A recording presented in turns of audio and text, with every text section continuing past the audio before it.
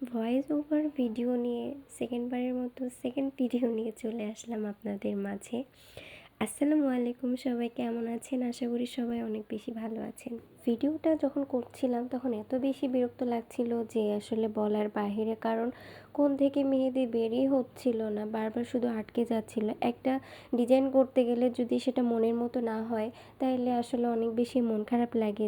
কেন জানি না এই ডিজাইনটার ক্ষেত্রে এরকম হয়ে গিয়েছে, মানে আমি ভেবে রেখেছিলাম একটা আর হয়ে গিয়েছে আরেকটা। ডিজাইন করার পরে পুরোপুরি দেখে আমি অবাক। এমনিতেই আমি তেমন পারি না খুব একটা, তবে যতটুকু পারি তার মধ্যেই চেষ্টা করি। তো তারপরেও যদি মনের মতো না হয় তাহলে আসলে কিছু বলার নাই।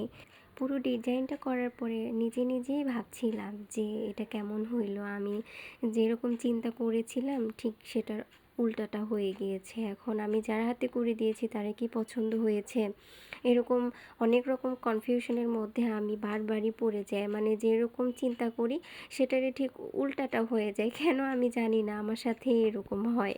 ডিজাইন শেষ করার পর বারবারই শুধু হাতের দিকে তাকাচ্ছিলাম আর মনে মনে ভাবতেছিলাম যে ইস, এটা এইভাবে না করে যদি এটা এইভাবে করতাম তাহলে মনে হয় আরেকটু বেশি ভালো লাগতো। পরবর্তী ভিডিওতে আমি আরেকটু ভালো করার চেষ্টা করব। আপনারা সবাই আমার পাশে থাকবেন, আমাকে সাপোর্ট করবেন।